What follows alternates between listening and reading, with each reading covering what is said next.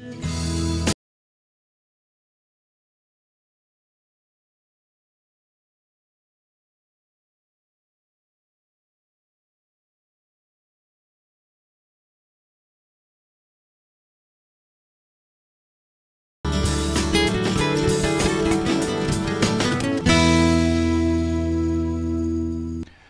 वालेकुम, खुश आमदेद, सुबह खैर तमाम देखने वालों को। प्रोग्राम का नाम है गुड मॉर्निंग कराची और मेरा नाम है मोहम्मद यासर। नाज़रीन, प्रोग्राम गुड मॉर्निंग कराची में मुख्तलिफ मामलात और मसाइल के हवाले से गुफ्तगू करते हैं और कोशिश होती है कि अवामी नौइयत के मामलात और मसाइल के ऊपर प्रोग्राम्स में गुफ्तगू की जाए। और बहुत सारे मसाइल की निशानदही प्रोग्राम देखने वालों की जानिब से की जाती है और यकीनन कोशिश भी हमारी यही होती है कि उन्हीं मामलात और मौज़ूआत पर गुफ्तगू की जाए जिसके ऊपर वाक़तन लोग देखना चाहते हैं कि मीडिया के ऊपर इन मामलात पर बात को। सिवाय इसके कि हम सियासी नौइयत के मामलात और उसके ऊपर बहस व मुबाहिसे होते रहें, उससे ज़्यादा बेहतर यह है कि मौशी मामलात के ऊपर गुफ्तगू हो। खुदा का शुक्र है, लोगों के अब समझ में आना भी ये शुरू हो गया, दिलचस्पी भी बढ़ती चली जा रही है कि क्या कुछ हो रहा है और ख़ास तौर पे जो समाजी नौइयत के मसाइल हैं। अब शहर कराची के अंदर एक बड़ी गैर मामूली इस वक्त सूरत हाल है और वो ट्रैफिक के हादसात के हवाले से है। बहुत सारे लोगों ने पैगाम भेजे कि इस मामले के ऊपर गुफ्तगू की जाए। मेहमानों से इन सारे मामलात पर गुफ्तगू होती है, अपनी राय का इजहार करने का मौका कम मैसर आता है। तो बहरहाल समझने की बात यह है कि अगर ये वाक़यात इसमें इस तेज़ी से इजाफ़ा होता चला जा रहा है तो इसकी क्या वजूहात हैं। तो इसकी बहुत सारी वजूहात हैं। एक तो सबसे पहले जो हादसात का शिकार हो रहे हैं या जिनको किया जा रहा है, समझने की बात यह है कि क्या वो ये जो सारी इस वक्त बिलखुसूस मैं इस वक्त शहर कराची की बात कर रहा हूँ, याद रखिए कि यहाँ बड़ी गैर मामूली सूरत हाल है क्योंकि यहाँ जो इंफ्रास्ट्रक्चर है वो शायद बल्कि यकीनन पूरे पाकिस्तान में उसकी सूरत हाल ऐसी नहीं है। यानी कि सड़कों का वजूद मिट चुका है, इसके अलावा 100 और दीगर किस्म के मसाइल हैं। तो जब सूरत हाल इतनी गैर मामूली हो तो यकीनन पे सड़क के ऊपर ट्रैफिक सही तरीके से चलाना ये एक मसला है। और फिर उसके अलावा घरों में जो कुछ हो रहा है, मैं हमेशा ये बात कोट करता हूँ। मैं मुस्तफ़ा कमाल साहब एक ज़माने में जब शहर कराची के मेयर थे तो उन्होंने इस बात की वजाहत कुछ इस तरीके से पेश की थी जो बड़ी माकूल दलील मुझे लगी कि जब लोगों के घरों में पानी नहीं होगा, 18 घंटे से 20 घंटे तक की लोड शेडिंग होगी और बहुत सारे मसाइल होंगे, तो फिर जब सड़क पर आएंगे तो इसी तरह के वाक़यात होंगे और उनको कानून के ऊपर अमल दरामद करवाना यकीनन मुश्किल काम होगा। ये तो रही एक बात। लेकिन बहरहाल अब जब सड़क पर आते हैं तो आपकी अपनी एक ज़िम्मेदारी है। समझ में आती है ये बात कि वो नहीं पूरी कर पा रहा है। दूसरी तरफ ये जैसे मैंने अर्ज़ किया कि इंफ्रास्ट्रक्चर इस हद तक तबाह हो चुका है कि अगर शहर कराची से बाहर जो लोग रहते हैं वो अगर इस शहर में खुदा ना करे, अल्लाह ना करे कभी इधर आएँ वो, तो फिर वो देखकर उनको मेरी बात जो है वो ज़्यादा बेहतर तौर पर समझ में आएगी और ये भी समझ में आएगा कि ये तेज़ी से बढ़ते हुए वाक़यात इसकी असल वजह क्या है। फिर दूसरी सबसे अहम ज़िम्मेदारी जो कानून नाफिज करने वाले इदारे यहाँ पर हैं, ट्रैफिक पुलिस उसमें शामिल है, सबसे ज़्यादा ज़िम्मेदारी उसकी आयद होती है। और मेरे ख्याल में कोई ढकी छुपी बात नहीं है, ये तो पूरे पाकिस्तान का कल्चर है कि आप पैसे दे के आराम से सिग्नल भी तोड़ सकते हैं, गाड़ी भी मार सकते हैं और सब कुछ ये आपके लिए बहुत आसानी से मुमकिन है। बाहर जो पाकिस्तान से रहते हैं यकीनन उनको ये बात समझ में नहीं आ रही होगी, लेकिन पाकिस्तान में ये बड़ा आसान काम है। फिर उसके बाद और बहुत सारे मामलात हैं जिसकी वजह से इन हादसात में बड़ी तेज़ी से इजाफा होता चला जा रहा है। जहाँ पे लाकानूनियत आ जाए वहाँ पे फिर उसके बाद कोई दूसरी बात जो है वो बाकी नहीं रहती। तो ये सारे अवामिल मिलकर जो है वो ट्रैफिक हादसात का बाइस बन रहे हैं और इसमें बड़ी मैं इसको भी बड़ी गैर मामूली सूरत हाल करार देता हूँ कि इतनी सारी अमवात हो जाने के बाद भी, यानी कि सिलसिला बड़ी अजीब सी बात है कि इसमें मज़ीद इजाफा होता चला जा रहा है और ताहाल अभी तक कोई ऐसा हमारे सामने कोई वाक़या नहीं है या इस हवाले से कोई कार्रवाई की गई हो। ये जो ट्रैफिक वायलेशन हो रही है ख़ास तौर पे डंपर्स की तरफ से जो लोगों को कुचला जा रहा है, उसके ऊपर कोई अभी तक खातिर खा कारकर्दगी पुलिस के महकमे की या कानून नाफिज करने वाले इदारों की हमें नज़र नहीं आई। और अगर ऐसा सिलसिला नहीं शुरू हुआ, बयानात की हद तक तो बहुत सुबह से लेकर शाम तक बयानात दिए जा रहे हैं, लंबी लंबी प्रेस कॉन्फ्रेंसेस हो रही हैं और ना जाने क्या कुछ कहा जा रहा है, लेकिन उसकी अमल दरामद जो है या उसकी अमलदारी इस वक्त नज़र नहीं आ रही। तो बहरहाल इसके ऊपर फिर मौका मिलेगा ज़रूर गुफ्तगू करूँगा। एक छोटी सी ब्रेक के बाद मेहमान स्टूडियोज़ में तशरीफ़ ला चुके हैं, उनसे मुख्तलिफ मामलों पर गुफ्तगू होगी। आप देखते रहिए हमारा प्रोग्राम।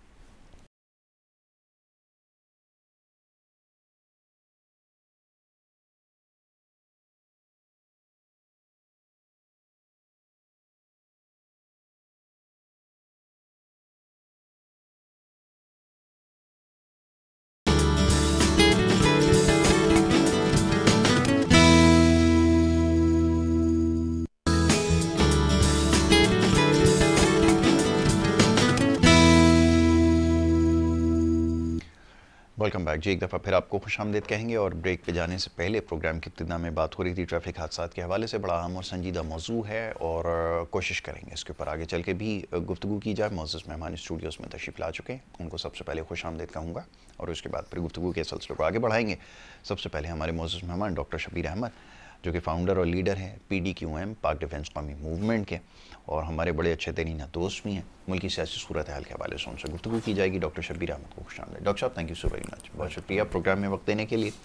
उनके जनाब साथ तशरीफ़ फरमाएँ एक और नौजवान पॉलिटिकल लीडर, और उनसे जो है वो मुल्की अज़हर हमीद साहब, उनको मैं सबसे पहले जो है वो खुशामदीद कहूँगा। यूथ प्रेसिडेंट हैं PDQM के पाक डिफेंस कौमी मूवमेंट के, उनको मैं वेलकम करता हूँ। Azhar, thank you so very much, बहुत शुक्रिया आपका भी प्रोग्राम में हमें वक्त देने के लिए। डॉक्टर साहब, सबसे पहले अभी कुछ देर पहले ज़रा मौज़ूए गुफ्तगू शहर कराची की सूरत हाल था। मैं बड़ा हैरान हूँ, अभी आपने कुछ देर पहले वही बात बताई है कि यही आप भी कुछ देखते हुए इस वक्त आए। सुबह का वक्त है, लोग अपने दफातर की तरफ जो है वो जा रहे होंगे, यकीनन स्कूलों की तरफ बच्चे जा रहे होंगे, ये सारी सूरत हाल है। तो क्या अभी कुछ देखने में आया है, ज़रा ये तो बताइए। जी, बिस्मिल्लाहिर्रहमानिर्रहीम। यासर भाई, मैं अभी जब आ रहा था तो मैं लेट भी हो गया कि एक वो एक्चुअली ये जब कंस्ट्रक्शन होती है तो एक सीमेंट और रेती बजरी का वो जो एक मिक्स एक वो होता है, उसको कुछ कहते हैं, उसमें वो मिक्स करते हैं, वो ऐसे चलता है, रूलर टाइप होता है। तो उसने ना 3 गाड़ियों को हिट किया और तीनों की तीनों गाड़ियां जो है ना वो तबाह कर दी उसने। ये अभी आते हुए अभी मॉर्निंग में। अच्छा, अब वो ट्रैफिक इतना जैम था कि मुझे बहुत ज़्यादा परेशानी भी हुई और मैं भी लेट भी यहाँ पहुँचा। तो ये तवत्तर के साथ हो रहा है। अच्छा, अब इसके ख़िलाफ़ अगर कराची की आवाम कोई आवाज़ उठाती है तो फिर उसके ऊपर दहशतगर्दी के मुकदमात बनना शुरू हो जाते हैं, या फिर वो कलाशन बजदार आ जाते हैं रोड पर, वो कहते हैं कि मैं तो पाकिस्तान के ख़िलाफ़ जो है खड़ा हो जाऊंगा। और हमारे जो गवर्नर साहब हैं वो उनको दावतें दे रहे होते हैं गवर्नर हाउस में कि आ जाएं जी, बैठें जी, और आप हमारे साथ खाना खाएं।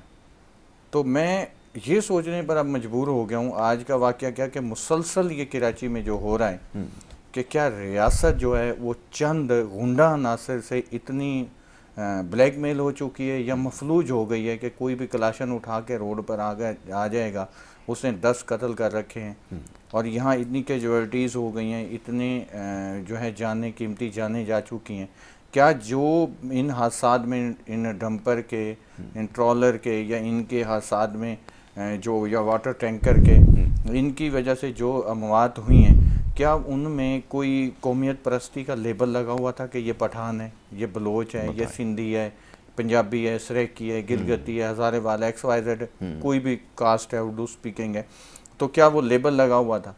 भाई वो तो यहाँ एक इंसान की जान जा रही है। अगर इसके हवाले से कोई आवाज़ बुलंद कर रहा है तो आप उसके खिलाफ FIR देते जा रहे हैं। तो या तो सीधी है कि सिंध गवर्नमेंट आके वाजे बोल दे कि भाई हम इनसे अपना हिस्सा वसूल करें और इनको हमने लाइसेंस दे रखा है बंदों को मारने का, बिल्कुल ठीक है। और फिर गवर्नर साहब जो हैं वो अगर इनको दावतें दे रहे हैं और आवाम को मरवाना चाहते हैं तो भाई फिर सीधे तरीके से आप आवाम को कहो कि भाई अब आपका अल्लाह हाफिज़ है, अपनी ज़िम्मेदारी पे आप रोड पर आओ, और जो है हमने तो इनको खुली इजाज़त दे रखी है कि इन्होंने कत्लो गारत ही करनी है। तो यह मैं नहीं बोला आज तक इस हवाले से, लेकिन देखने में आया है कि अब जो है ना सब्र का पैमाना जो है ना लबरेज हो चुका है और बहुत ज़्यादा ये मामलात हो गए।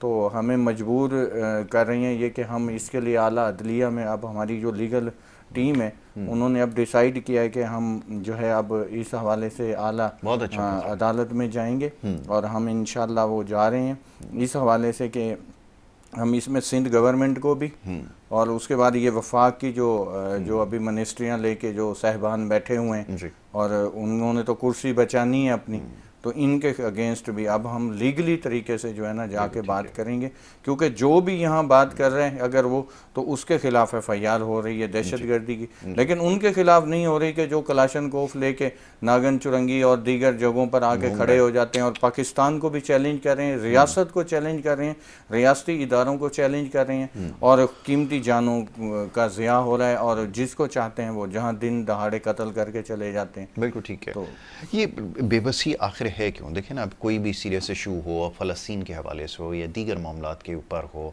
अभी टैरिफ के इशू के हवाले से कुछ देर पहले मैं बता रहा था, वज़ीर ख़ज़ाना साहब जो हैं, पता नहीं क्यों ये ज़रूरत पेश आती है, शायद किसी ने सवाल कर लिया तो उन्होंने कहा जी हम जवाबी कार्रवाई जो है वो नहीं करेंगे। वो तो आप खैर सबको पता है, आप इस पोजीशन में हैं ही नहीं शुरू दिन से कि आप जवाबी कार्रवाई, तो क्या कोई जवाब भी उनको जो है इसके ऊपर दे सकें। लेकिन फिर भी हम इतनी बेबसी क्यों है आखिर, इसकी क्या वजह है डॉक्टर साहब, ये बताइए। फिर इशू आफ्टर इशू आ रहा है, एक कैनाल के हवाले से है, उसके ऊपर भी कोई क्लैरिटी नहीं है कि हो क्या रहा है। यहाँ पे तो सियासत एक शुरू हो गई है, क्या नतीजा निकलेगा ज़रा मैं चाहूँगा इस पर भी देखें। बहुत अरसे से, बचपन से यासर भाई आपने भी ये चीज़ सुनी और देखी होगी, काला बाग डैम का एक इशू बना हुआ था। जो वडेरे हैं सिंध के, उन्होंने अवाम को इतना मिसगाइड किया, अवाम को कहा कि काला बाग डैम बनने से जो है ना इसका बेनिफिट पंजाब ले जाएगा और तुम लोग डूब जाओगे या कुछ भी नहीं। लेकिन हर साल सैलाब आ जाते हैं, सैलाब आने के बाद जो है ना लाखों लोग जो है बेघर हो जाते हैं, फिर उस पर सियासत होती है, फिर पाकिस्तान से फ़ंड इकट्ठा होता है, फिर बाहर से फ़ंड इकट्ठा होता है। लेकिन वो जितनी फसलें बर्बाद हो जाती हैं, जितने घर बर्बाद हो जाते हैं, जितनी कीमती जानें चली जाती हैं, लेकिन वो एक बिजनेस बन चुका है। उसके अंदर सिंध गवर्नमेंट ने क्या किया है, सिंध गवर्नमेंट ने उसके हवाले से क्या किया, या वो लोग जो काला बाग डैम के एंटी थे और अब उन्हीं के ही जो है आगे वो लगाए हुए पौधे कह लें, या उन्हीं के ही वो जहन साजी किए हुए अफराद हैं कि जो अभी 6 कनाल के और दीगर इश्यूज़ पे बात कर रहे हैं, और फिर इदारों के उन मामलात को बीच में ले आना, और ज़ाती अगर किसी की कोई लड़ाई और झगड़ा है, अगर उसको कोई भी कुछ हादसा पेश आ जाता है तो उसको घुमा फिरा के मुल्की इदारों की तरफ ले जाना, सिर्फ फेम लेने के लिए, एक मैं कहूँगा कि सस्ता फेम, तो ये करने के लिए। और इस हवाले से जो है ये सारे मामलात हो रहे हैं कि इदारों के पास पहली बात तो ये है नहीं कि उनके पास इतना टाइम नहीं है कि वो मुल्क की जो हालात बने हुए हैं, जैसे टीटीपी, बीएलए और दीगर जो, क्योंकि इंगेज कर दिया गया है दिफाई इदारों को पाकिस्तान में, ताकि वो फ़लस्तीन और दीगर इशूज़ जो हैं उनकी तरफ कोई आवाज़ नहीं बुलंद कर सकें। और हमें जो है ना IMF के कर्ज़ों में सियासतदानों ने ऐसा उलझा दिया है कि पाकिस्तानी कौम को तो कोई समझ ही नहीं आ रही, अपने आप को देखने से फुर्सत नहीं है, तो वो क्या मुल्क और बाहर के मामला टैरिफ और इसकी तरफ सोचेंगे। तो ये 6 कनाल का वाक़या हो गया, या काला बाग डैम्स हो गए, या जितने भी हुए, जितने डैम्स पाकिस्तान में बने जमहूरियत के हवाले से, आप मुझे बताएं कि एक डैम नहीं बना। ये वो थे कि जो इन्होंने कहा कि जी ये आमरीयत का दौर था, आमरीयत के दौर में हुए, चलें वही आमरीयत के दौर में जो डैम्स हैं उनसे तो आपको बिजली मिल रही है, उन्हीं से तो आपका किसी हाल तक जो है मुल्क बेहतर है। लेकिन जमहूरियत के अंदर क्या है, जमहूरियत में खोखले नारे हैं अपनी कुर्सी बचाने के लिए। कभी कोई पार्टीबाजी ऐसी हो गई है कि आप अपोजिशन देख लें, कहीं नहीं है, हुकूमत है, सबकी हुकूमत है, लेकिन अवाम को इतना गुमराह किया जा रहा है कि अपोजिशन का एक वो राग अलापा जाता है, रोज़ एक नया लॉलीपॉप अवाम को दे दिया जाता है, नई बात सुना दी जाती है। लेकिन बेख्तियार गवर्नमेंट ऑफ पाकिस्तान इतनी है कि आप बिजली के बिल कम करने के लिए IMF के आगे गिड़गिड़ाते फिर रहे हैं कि जी हम अपनी आवाम को रिलीफ देना चाहते हैं, और हम कितने फी यूनिट, फिर वहाँ से आप उनसे मांग कर आते हैं, और फिर आप जो है ना वॉइसेस चला रहे हैं हमारे वज़ीर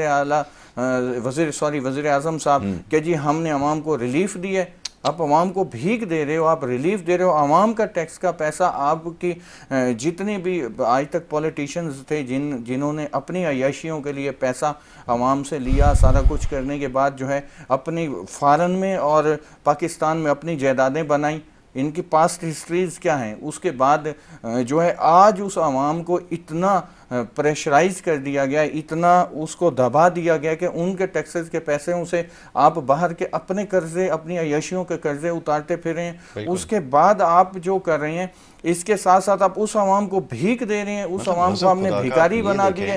चंद लोगों ने एक चंद पैसे रुपए कम करने पे आप मैसेजेस चला रहे हैं और ये तासुर दिया जा रहा है कि हमने आप पे एहसान किया है। मतलब इसकी कोई नज़ीर नहीं मिलती। 2500 हमारे मुल्क के अंदर वो लोग हैं जो हुक्मरान बने हुए हैं, 25 करोड़ के, ये 2500 लोग हैं। और आवाम 25 करोड़ आवाम जो है, 25 करोड़ आवाम ने इनको अपने सर का ताज बना लिया। और ये जब तक ये वडेरा शाही, ये निज़ाम, जब तक हमारी आवाम इनको इनके ये गुलाम इब्ने गुलाम बन के हम रहेंगे, तब तक जब तक आप अपने हकूक़ इनसे लेने की बात नहीं करते। हकूक़ लेने का तरीका यह है कि आप इनको सिरे से रिजेक्ट कर दो।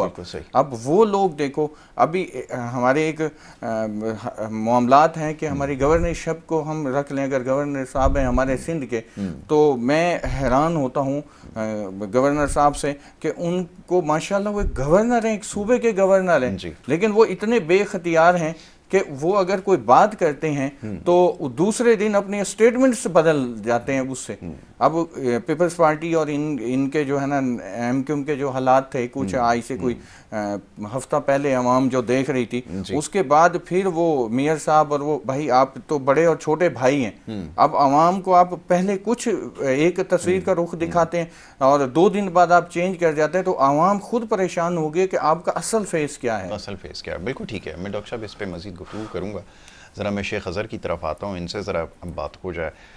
ये जैसे अभी डॉक्टर साहब ने बहुत सारे मसाइल की निशानदेही की है, और हमारी तरजीहात में तो ज़ाहिर है कि ना तालीम है, ना सेहत है, ना इंसानी जान है। सड़क के ऊपर जो कुछ हो रहा है, अभी जैसे कुछ देर पहले भी ये बात हो रही थी, तो क्या आपकी सोच है, क्या राय है, कैसे इसमें बेहतरी लाई जाए निज़ाम में? अगर तालीम से बात अगर शुरू की जाए, जो कि सबसे काम जुज़ है, कैसे आप समझते हैं कि ये रिफॉर्म्स लेकर आएंगे? और क्या ये लोग जो 7-8 रुपये अगर कम कर दें तो ये शादियाने बजा रहे हैं, मैसेजेस चला रहे हैं, इश्तिहारात दे रहे हैं कि हमने कर दिखाया और क्या कर दिखाया, इनसे क्या उम्मीद रखो? इसकी 2 बातें।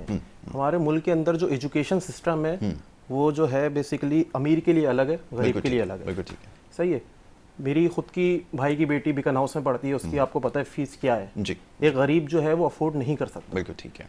इसी वजह से आपके मुल्क के अंदर एजुकेशन में लगभग अप्रॉक्स 2 करोड़ बच्चा जो है वो बाहर है जी। सही है, आपको भी पता होगा ये बिल्कुल बात। सही। 2 करोड़ बच्चा बाहर है, जिसकी वजह से हमारा जो फाइनल प्रोडक्ट है, जिसकी वजह से हमारा जो एक यूथ है, मैं क्योंकि यूथ का प्रेसिडेंट हूँ तो मैं यूथ के ऊपर ज़्यादा फोकस करूँगा। बिल्कुल ठीक है। तो जो हमारी यूथ है वो गाफिल है एजुकेशन से। बिल्कुल ठीक है। और उसकी ही वजह से जो हमारी यूथ है वो उसको एजुकेशन नहीं है उनके पास, तो वो बिजनेस नहीं कर रही, एंटरप्रेन्योरशिप नहीं कर रही, वो जॉब नहीं सिक्योर कर पा रही बाहर मुल्क में जाके, और वो जब फॉरेन जाती है तो वो किसी पीएसओ के पंप पे काम कर रही होती है या वो कहीं और कर रही होती है। बिल्कुल ठीक है। हाँ, कुछ एजुकेशन है जैसे प्रोफेशनल क्वालिफिकेशंस, ऐसा नहीं है कि सभी चीज़ें ख़राब हैं। डॉक्टर्स हमारे माशाल्लाह बहुत बाहर अच्छा परफॉर्म्स कर रहे हैं, चार्टर्ड अकाउंटेंट बहुत अच्छा परफॉर्म कर रहे हैं बाहर, इंजीनियर भी कुछ बहुत अच्छा परफॉर्म कर रहे हैं डिफरेंट कंट्रीज़ के अंदर। तो हमें बेसिकली जो मेजर फोकस करना चाहिए हमारी हुकूमत को वो एजुकेशन के ऊपर करना चाहिए, क्योंकि एजुकेशन किसी भी मुल्क की रीढ़ की हड्डी होती है जी। और कहा तो ये भी जाता है, आपने सुना होगा हमारे बड़े बूढ़े कहते हैं कि अगर आप किसी एक औरत को एजुकेशन दे दो तो आपने 7 नस्लों तक अपनी आपने एजुकेशन को फैला दिया। बिल्कुल ऐसा ही। तो हम तो आपको पता है, जैसे डॉक्टर साहब ने बात करी कि सिंध के अंदर वडेरे जो हैं वो तो हमारे को मर्द को, मतलब औरत तो क्या मर्द को भी नहीं पढ़ने दे रहे। उनकी बेसिक वजह यही है कि अगर ये पढ़ लिख जाएगी यूथ तो ये तो हमें रिजेक्ट कर देगी। ये तो फिर किसी नए चेहरों को या नए एजुकेटेड लोगों को तो ये ट्राई नहीं करेंगे। तो उनको तो इन्होंने जो है वो दूसरे मेजर्स के ऊपर लगाया हुआ है, दूसरी चीज़ों के ऊपर लगाया हुआ है। तो मेरा तो यही कहना है यासिर भाई कि एजुकेशन को बहुत फोकस करना चाहिए जितने भी पेरेंट्स हैं, और उन पे नज़र रखनी चाहिए कि आपका बच्चा जो है वो क्या कर रहा है। बिल्कुल ठीक है। अगर वो क्या पढ़ रहा है, क्या नहीं पढ़ रहा, मोबाइल यूज़ कर रहा है तो वो उसका पॉजिटिव यूज़ कर रहा है या नेगेटिव यूज़ कर रहा है, और वो कितनी इंटेग्रिटी के साथ पढ़ रहा है, कितनी ऑनेस्टी के साथ वो पढ़ रहा है, और उसका रिजल्ट को जो है वो मेजर करना चाहिए। तो ये चीज़ें करनी चाहिए। बिल्कुल आपके ख्याल में बिल्कुल सही है कि ये एक माँ बाप की भी जिम्मेदारी है, और रियासत की सबसे ज़्यादा जिम्मेदारी है कि वो ऐसी पॉलिसीज़ मुरतब करे कि सबसे पहले ये जो कम इल्मी और जहालत है इसको ख़त्म करने के लिए पॉलिसी बनाए। यासिर भाई, आपकी इसी बात का रियासत ने, अभी आपने मुझसे बोला कि रियासत की जिम्मेदारी है कि अब मैं आपको रियासत का या रियासत की तो बात नहीं करूंगा क्योंकि रियासत एक बहुत बड़े उसमें, लेकिन मैं अभी मौजूदा गवर्नमेंट की बात करूंगा। ठीक है। मौजूदा गवर्नमेंट जो क्या आप फोकस की बात कर रहे हैं, अभी फिस्कल ईयर में, पिछले फिस्कल ईयर में 2.4% का टोटल जीडीपी का जो है एजुकेशन पे लगा है, यानी 100% अगर आपकी जीडीपी है सिर्फ और सिर्फ उसका 2.4% एजुकेशन पे लगा। इससे आपको सीरियसनेस पता लग जाती है आपकी गवर्नमेंट की मौजूदा, क्योंकि ये खुद तो तालीमी याफ्ता है नहीं, तो ये इनका जाहिर सी बात है ये उसमें फंड भी ये उस तरफ नहीं खर्च करेंगे एजुकेशन की तरफ। इनका जो है फंड जो है कहाँ खर्च होता है, फॉरेन के टूर पे। आपको पता है, मैं नाम नहीं लूंगा, लेकिन मरियम नवाज साहिबा या जितने भी आपके पॉलिटिशियंस बड़े हैं वो बाहर जाते हैं, वो बाहर जाके डिफरेंट कंट्रीज के अंदर टूर कर रहे होते हैं, घूम फिर रहे होते हैं।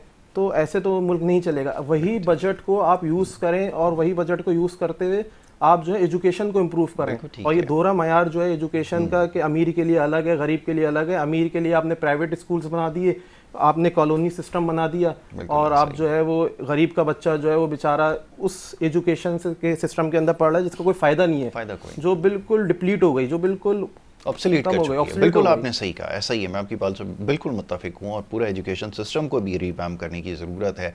इसके ऊपर भी ज़रा बात करूँगा। मैं ज़रा डॉक्टर साहब की तरफ आता हूँ। डॉक्टर साहब, तंजीमी मसरूफियात क्या हैं और कहाँ पार्टी को लेकर जा रहे हैं? वैसे तो इलेक्शन से पहले देखते हैं कि जो पुराने लोग होते हैं नई पार्टीज़ की तरफ जाते हैं, लेकिन एक बड़ी खुशाइन बात है, आपकी जमात जो है वो जगह बना रही है अपनी आहिस्ता आहिस्ता। और मैं जब देखता हूँ ऐसे नौजवानों को तो बड़ी खुशी होती है कि पढ़े लिखे नौजवान जो है वो सियासत की तरफ आ रहा है। तो क्या हो रही है पेशकदमी, ज़रा उसके हवाले से भी कुछ बताएं ना। जी, अल्हम्दुलिल्लाह कुछ नए चेहरे तो हमारे साथ अल्हम्दुलिल्लाह शुरू से ही जुड़े, क्योंकि पाक डिफेंस कौमी मूवमेंट एक नई सोच और नए विज़न के साथ हमने लॉन्च की, और टोटल इसमें यंगस्टर्स थे, जैसे अल्हम्दुलिल्लाह सीए के फाइनलिस्ट बैठे हुए हैं। तो इस तरह से जो है हमने इसके साथ साथ फिर तकरीबन इन 3-4 फिर हमारा ये इलेक्शन भी हुआ। टाइम पीरियड बहुत शॉर्ट था, लेकिन हमने पूरे चारों सूबों से जो है अपने कैंडिडेट्स हमारे थे। तो उसको देखते हुए अभी कुछ आप ये कहें कि वो सियासतदान जिनका पास्ट बहुत अच्छा था, और ख़ासकर तो एक ऐसी हस्ती कि उनका जो है कराची के अमन में बड़ा रोल है, कराची की तरक्की में बहुत बड़ा रोल है, और उनसे भी हम राब्ते में हैं। अच्छी बात। और उन्होंने तो कराची में उस टाइम अमन के लिए कोशिश की, अपने आप को वक्फ किया, अपनी फैमिली को, खुद को, अपनी जान माल सब पाक वतन पर निछावर किया। और उसके बाद उन्होंने एक अज़म के साथ जब उन्होंने हलफ लिया, तो वो उनका हलफ यही था कि मैं रियासत के साथ वफादार हूँ। तो उस हस्ती ने, नाम मैं अभी नहीं लूँगा, ठीक सस्पेंस में रह जाए, बिल्कुल चलेंगे, ये सही है, हम आपसे पूछते भी नहीं अभी, ठीक। उन्होंने वो हलफ लिया, तो वो हलफ उनका जो था वो वाकई उन्होंने उस पे पासदारी की। तो उन्होंने कहा कि ये वतन तुम्हारा है और तुम हो पासबां इसके। तो ये मैसेज उन तक भी और बहुत सारों तक पहुंच जाएगा। तो उन्होंने ये तराना जो है ना एक जगह पर गा के अपने दिल की आवाज़ से सुनाया, तो फिर उस पे उन्होंने अमल करके दिखाया। तो कराची के ये जो आपके फ्लाईओवर्स हैं, आपके अब क्रेडिट कोई भी लेना चाहे इनका, ठीक है, आपके पॉक्स हैं, आपका एटोलिनियम है, और दीगर जितने हैं कोई बहुत सारे तफरी मकामात, और आपके एजुकेशन के और बहुत सारे हॉस्पिटल्स और फ्लाईओवर्स, आपके रोड और उनके दौर में बहुत बेहतर थे, बहुत अच्छे थे। कोशिश हमारी ये है, बातचीत हो रही है, चलें, अच्छी बात है कि अगर वो हमारे साथ हो जाते हैं तो देखें ये उनकी मर्जी है, लेकिन इसी तरह के बहुत सारे पूरे पाकिस्तान से इस टाइप की जो हस्तियां हैं, तो वो हमारे साथ राब्ते में है अल्हम्दुलिल्लाह। और हम निचली सतह से जो हमारी मेंबर साजी है वो हो रही है। इंशाल्लाह कमिंग इलेक्शन में पाक डिफेंस कौमी मूवमेंट पाकिस्तान की एक सबसे बड़ी जमात के तौर पर सामने आएगी इंशाल्लाह। चलें, अच्छा जी, अब मैं ज़रा अज़हर की तरफ आऊँगा। अज़हर, अब पॉलिसी मेकिंग के हवाले से बात हो रही है, हमारी ना इकनॉमिक पॉलिसी स्टेबल है। जब इकनॉमिक पॉलिसी ही स्टेबल नहीं होगी तो मेरे ख्याल में उसके बाद ही सारी चीज़ें आती हैं। तो किया जाए, सवाल ये पैदा होता है कि जहाँ पे सूरत हाल ये हो कि अगर 7-8 रुपए कम कर दें तो उसके ऊपर गाने बजाए जा रहे हैं, उसके ऊपर अखबारों में इश्तिहारात दे रहे हैं, तो फिर ऐसे लोगों को क्या किया जाए जो ये वाक़तन जिनकी सोच ये हो कि बिजली का बिल कम कर दें तो हमने कोई बहुत बड़ा टारगेट अपना अचीव कर लिया है। क्या किया जाए, कैसे लाएं इकोनॉमिक प्रॉस्पेरिटी? पहले तो ये टोटली जो है वो इसको कंडेम करना चाहिए। बिल्कुल आप सही कह रहे हैं, इसको कंडेम करने की ज़रूरत है। 7-8 रुपए के ऊपर जो है आप भंगड़े डाल रहे हो। अगर आप पेट्रोल आपका 270 पे लाए करता है और आप 5-6 रुपए कम कर रहे हो, पहले 20 रुपए बढ़ा रहे हो, फिर 5-6 रुपए कम कर रहे हो, तो ये टोटली इसको कंडेम करना चाहिए। लोगों को भी पता चल गया $61 बैरल के ऊपर ट्रेड कर रहा है और इससे भी ज्यादा प्राइस स्लाइड आने वाली है। दूसरी चीज यासिर भाई, हमारे जो डॉक्टर साहब ने कहा, मैं उसी बात को कंटिन्यू करता हूँ कि हमारे जो लीडर हैं वो इतने कॉम्पिटेंट ही नहीं है कि वो, उनके अंदर इतनी स्ट्रेटेजिक कंपेबिलिटी नहीं है कि वो अपने स्ट्रेटेजिक ऑब्जेक्टिव जो है वो अचीव कर पाए। बिल्कुल सही है। और आपके मुल्क के स्ट्रेटेजिक ऑब्जेक्टिव हैं क्या, ये पहले पता होना चाहिए कौम को। मैं कौम से मुखातिब हूँ, ये पता होना चाहिए कि क्या है। सबसे पहले तो आपके स्ट्रेटेजिक ऑब्जेक्टिव हैं, वो मेन जो होना चाहिए वो एजुकेशन होना चाहिए, फिर आपकी मईशत स्ट्रांग होनी चाहिए, तीसरी चीज जो होनी चाहिए आपकी स्टेबिलिटी, पॉलिटिकल स्टेबिलिटी वो होनी चाहिए। और उसी पॉलिटिकल स्टेबिलिटी के लिए हम और आप यहाँ बैठे हैं, क्योंकि ये जितने भी चेहरे हैं ये सब मैं समझता हूँ ये रिजेक्ट हो चुके हैं। ये आवाम के लिए जो है ये अच्छे रिजल्ट नहीं प्रोड्यूस कर पा रहे। तो आवाम को भी चाहिए कि डॉक्टर साहब जैसे लीडर्स जो हैं वो मौजूद हैं और ये सुनहरी मौका है कि इनको आजमाया जाए, नए चेहरों को आजमाया जाए ताकि मुल्क की बेहतरी हो सके। क्योंकि ये कॉम्पिटेंट भी है माशाल्लाह, इंटेग्रिटी भी है इनके अंदर, ऑनेस्टी भी है इनके अंदर, डिसाइसिव डिसीजन मेकिंग भी है इनके अंदर। तो इनके अंदर वो सारी क्वालिटीज़ हैं जो किसी एक लीडर के अंदर होने चाहिए। और आपके मुस्तकबिल के जो लीडर हैं वो इन जैसे होना चाहिए ताकि मुल्क और कौम जो है वो आगे बढ़ सके और तरक्की कर सके। और जो है यूथ जो है वो एक अच्छी, जब आप एक अच्छे लीडर को देखते हो तो आप एक अच्छा सोचते हो, अच्छा अज्यूम करते हो और आप उस जैसा बनने की कोशिश करते हो। माशाल्लाह आपको पता है हमारे यहाँ के जो लीडर हैं, हमारे प्राइम मिनिस्टर जो हैं, उनके ऊपर कितने एक अरबों का केस हुआ पता नैब का, और वो माशाल्लाह एकदम से प्राइम मिनिस्टर बन जाते हैं। और उनका कोई एजुकेशन बैकग्राउंड इतना है सच, इतना कॉम्पिटेंट वो नहीं है या इतना प्रोफेशनली क्वालिफाइड नहीं है, लेकिन माशाल्लाह वो फिर भी प्राइम मिनिस्टर बने हुए। और जो है इन जैसे क्वालिफाइड लोगों को जो है वो प्राइम मिनिस्टर या आपके जितनी भी आपकी स्ट्रेटेजिक पोजीशन होती हैं उस पे आना चाहिए ताकि मुल्क और कौम जो है वो आगे बढ़े। हमारे बच्चे देखें तो वो लगे तो कि कोई लीडर है हमारा। तो मैं यही कहता हूँ कि कॉम्पिटेंट लोग जब तक नहीं आएंगे आपकी मईशत कभी भी नहीं दुरुस्त होगी, कभी भी नहीं एक सिम में जाएगी। और ये जो पॉलिटिकल इनस्टेबिलिटी है इसको भी देखना चाहिए ताकि आपके जब आपके पॉलिटिकल स्टेबिलिटी होती है यासिर भाई, तो आपने देखा होगा कि जब भी पॉलिटिकल स्टेबिलिटी होती है किसी भी मुल्क में, बिल्कुल ठीक है, तो फॉरेन इन्वेस्टर जो होता है ना वो उस मार्केट में आता है और इन्वेस्ट करता है। बिल्कुल ठीक है। वो क्यों करेगा आपकी मार्केट में इन्वेस्ट, उसको पता ही नहीं है मैं आज एक फला हुकूमत को एक MOU साइन कर रहा हूँ, म्यूचुअल एग्रीमेंट साइन कर रहा हूँ, और जो है वो बाद में वो 2 साल बाद चेहरा तब्दील हो जाता है, नया बंदा आ जाता है, तो वो फिर वो किसको डिसीजन मेकिंग किसके साथ बैठ के करेगा। वो नया जो बंदा आता है, नई हुकूमत आती है, नई गवर्नमेंट आती है, लेकर आता है, फिर तो स्क्रैच से शुरू होता है। फिर स्क्रैच के साथ उसकी अलग पॉलिसीज होती हैं, वो अलग हिसाब किताब होता है उनका। बिल्कुल। तो आपके ख्याल में ये बड़ी अच्छी बात है, बड़ी माकूल एडवाइस है और बात समझ में आती है कि सबसे पहले आपको जो है इकोनॉमिक स्टेबिलिटी लेकर आनी पड़ेगी, फिर लामहला जब पॉलिटिकल स्टेबिलिटी होगी, ये दोनों चीज़ें कनेक्टेड हैं। तो अगर पॉलिटिकल स्टेबिलिटी होगी तो इकोनॉमिक स्टेबिलिटी आ जाएगी, और जब ये होगी तभी आप फैसले कर सकोगे और खुदारा इस चीज़ से बाहर निकलें। ये बड़ी ही मायूब बात है। पता नहीं ये ट्रेंड हमने क्यों सेट करने की कोशिश कर रहे हैं कि अगर हम कोई चीज़ डिलीवर कर भी रहे हैं तो ऐसा तासुर दे रहे हैं कि हमने कोई लोगों पर कोई बहुत बड़ा एहसान, कोई आपका एहसान अजीम है जो आपने ये किया है। उस वक्त ये ज़रूर कीजिएगा जब ये अपने आप गाड़ियाँ, प्रोटोकॉल्स, इन सबको जब विड्रॉ कर लेना, उस वक्त हमारी तरफ से आपको इजाज़त है कि आप ज़रूर इस तरह के मैसेजेस चलाएं जैसे आप इस वक्त चला रहे हैं। तो ये अगर हो जाए कि ये ब्यूरोक्रेसी के जो अल्ले तलल्ले हैं इनको अगर आप ख़त्म कराने में कामयाब हो जाएं तो फिर इसको आप अपनी अचीवमेंट समझने की कोशिश कीजिएगा, ये बड़ा ज़रूरी है। डॉक्टर साहब आपकी तरफ आऊँगा। अब ये तो कल्चर बन चुका है, आप देखें कि इसके ऊपर बात करते हुए बड़ा अजीब सा महसूस होता है कि आप डिलीवर करना आपका काम है, जिसके लिए आपने वोट लिए हैं, जिसके लिए आपको लाया गया है। अगर यहाँ पर डिलीवर भी करने की कोशिश करते हैं तो ऐसा ये तासुर देते हैं कि जैसे पता नहीं है आवाम के लिए कोई इन्होंने बहुत बड़ा काम कर दिया है। जब हुकूमतें ऐसी सोच रखती होंगी, इनसे क्या सोचेंगे कि आगे जाके मुल्क के लिए कुछ ऐसा सिस्टम वज़ा कर सकेंगे कि जहाँ पे फेयर इलेक्शन भी हों, लोगों को अपनी बात कहने की आज़ादी भी हो, फिर तो मेरे ख्याल में ये मुमकिन नहीं हो सकेगा। और दूसरी तरफ जैसे हम बात कर रहे थे, कोई इकनॉमिक प्लान अभी भी हमें नज़र नहीं आता। अभी भी जिस तरह ये मामला चला रहे हैं, नहीं लगता आने वाले वक्त में कोई और हुकूमत आएगी तो उसको जो है वो ये सारी चीज़ों को सस्टेन कर सकेगी। आपकी क्या राय है इसके ऊपर? अभी बात यह है यासिर भाई कि हमारी जो हुकूमत है वो कहते हैं कि बैसाखियों के सहारे बनी हुई, बल्कि मैं तो ये कहता हूँ कि ये उन लोगों के सहारे बनी हुई हैं कि जो जिस फील्ड का बंदा नहीं है वो उस की वजारत लेकर बैठा हुआ है। अब फॉर एग्जांपल एक साहब को वजीरे दिफा लगा दिया जाता है और दिफा के बारे में अलिफ बे उनको पता नहीं है। एक साहब को वजीर सेहत लगा दिया जाता है, सेहत के असूलों के बारे में या वो डॉक्टर ही नहीं है, उनको पता ही नहीं है, तो वो क्या करेंगे। एक्चुअली हमारे मुल्क में इस टाइम वो हो रहा है कि जिसकी लाठी उसकी भैंस वाली मसला है कि वो हाँक रहे हैं, अवाम को एक भैंस की तरह लाठी उठा रखी है।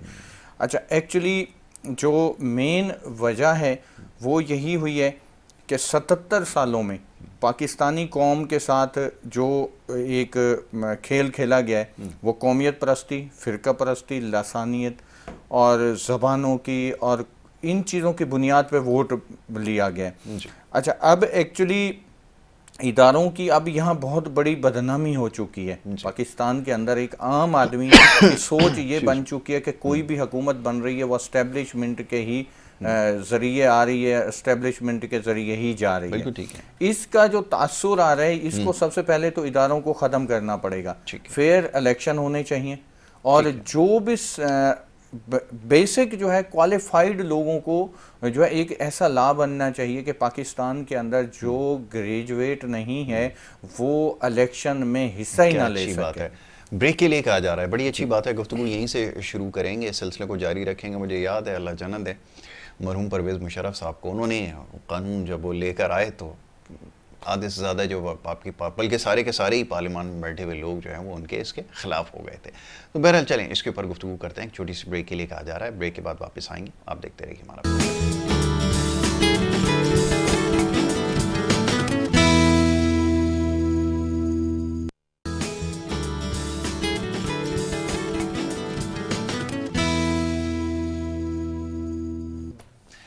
वेलकम बैक जी। एक दफ़ा फिर आपको खुशामदीद कहेंगे। ब्रेक पे जाने से पहले गुफ्तगू जारी थी। डॉक्टर शबीर अहमद साहब यहाँ पे तशरीफ़ फरमाएँ और उनके साथ जो है वो शेख अज़हर हमीद यहाँ पे मौजूद हैं। नौजवान दोनों हमारे माशाल्लाह नौजवान लीडर हैं, सियासी कारकुन हैं, पार्टी के फाउंडर भी हैं। डॉक्टर साहब तो ख़ुद लेकिन जो फाउंडर होता है वो पार्टी का कारकुन भी होता है। तो डॉक्टर साहब, पॉलिसी मेकिंग के हवाले से मुझे बड़ा अच्छा ये लगता है ख्याल। एक तो आप इकनॉमिक पॉलिसीज़ को हमेशा तरजीह देते हैं और ये समझते हैं कि मामलात को कैसे हल किया जाए, ये समझना बड़ा ज़रूरी है।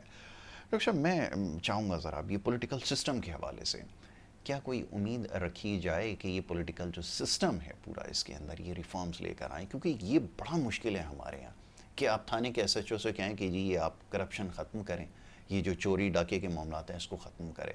कोई ऐसा अगर वो कर लेगा तो उसके हाथ पैर जो है वो कट जाएंगे। आप मेरी बात समझ रहे हैं? जी जी। तो ये मैं इस पार्लियामेंट से कैसे उम्मीद रखूं कि ये वो वाक़तन जो पॉलिटिकल रिफॉर्म्स जिसकी इस वक्त ज़रूरत है वो ये लेकर आएंगे, मुमकिन कैसे होगा? देखिए, पाकिस्तान में यासर भाई जैसे पॉलिसी मेकर्स हैं हमारे, पॉलिसीज़ तो वो बना रहे हैं, लेकिन वो ये नहीं देख रहे कि उसका आवाम पे क्या इफ़ेक्ट आ रहा है। बिल्कुल ठीक है। और क्या साइड इफ़ेक्ट आ रहे हैं। उसके बाद सेकंड ये है कि दिफाई हिसाब से, बजट के हिसाब से आपकी जो अर्निंग है, मुल्क क्या कमा रहा है, आप क्या इन्वेस्ट कर रहे हैं, इस हिसाब से अब पॉलिसी कोई भी बनाई जाती है, चाहे वो टेक्नोलॉजी के हिसाब से हो या इकोनॉमिक के हिसाब से हो, तो उसमें ये चीज़ मद्देनज़र रखनी चाहिए कि क्या आ रहा है और क्या जा रहा है। क्योंकि अब तक हमारा मुल्क जो है ना वो कर्ज़ों पर चल रहा है कि हम बाहर से कर्ज़े लेकर आ रहे हैं और उससे मुल्क चला रहे हैं। लेकिन जो हमारी यहाँ की अपने हमारे एसिड हैं, जो हमारी अपनी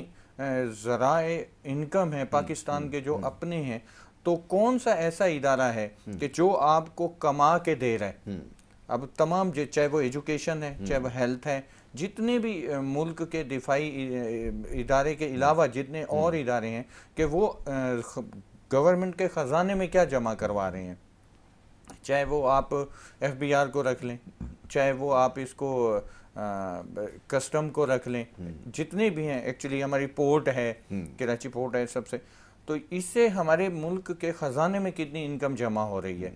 फिर हमारा CPEC तो अभी चलें स्टार्ट में नहीं है, लेकिन जो हमारे मोटरवेज़ हैं वहाँ से जो हमारे डेली बेसिस की इनकम हो रही है, दीगर जो हैं जो आवाम टैक्सेस दे रहे हैं, ये इनकम कितनी है, कहाँ जा रही है। फिर पॉलिसी मेकर्स जो हैं उनका है कि उससे जो इनकम है, फिर वो जो हमारे जितने भी जो रिलेटेड वो लोग हैं जो कि इनकम को जितनी सर्कुलेट मुल्क में हो रही है, जो बाहर से आ रही है कर्ज़ों की सूरत में आ रही है, जितनी ख़जाने में क्या आ रही, उसको देखने वाले लोगों। और बस क्योंकि टाइम बहुत मुख्तसर है, बस छोटी सी एक और अर्ज कि जो यहाँ पर आ रहे हैं मामला अहम वो ये है कि सिर्फ एक इदारा है जिसको भी पाकिस्तान में मुतनाज़ा बना दिया गया है, वो है दिफाई इदारा। अच्छा, अब उस के ही आप अगर देख लें तो सिर्फ जितने दिफाई इदारे हैं हमारे, वो गवर्नमेंट के ख़जाने में मुसलसल जो उनकी वो इनकम होती है वो जमा करवा रहे हैं और उनके पास पूरा रिकॉर्ड है उसका। ठीक हो गया डॉक्टर साहब, अब वक्त मेरे पास क्योंकि बिल्कुल ख़त्म हो गया, बातें और भी बहुत सारी थी, लेकिन इंशाल्लाह मौका मिलेगा आगे आपको सहमत देंगे, फिर खुलकर जो है वो आपकी जो पॉलिसीज़ के हवाले से भी बात करेंगे और ख़ास तौर पे जो नौजवानों का कंट्रीब्यूशन है वो क्या होना चाहिए, इसके ऊपर भी इंशाल्लाह गुफ्तगू होगी। मैं बड़ा शुक्रगुज़ार हूँ डॉक्टर शब्बीर अहमद का, शेख अज़हर हमीद का, दोनों मेहमान यहाँ पे तशरीफ़ लाए और मुल्क की सियासी सूरत हाल के हवाले से उन्होंने गुफ्तगू की। अब वक्त हो रहा है एक ब्रेक का, ब्रेक के बाद दूसरे सेगमेंट की तरफ बढ़ना होगा। आप देखते रहिए हमारा प्रोग्राम।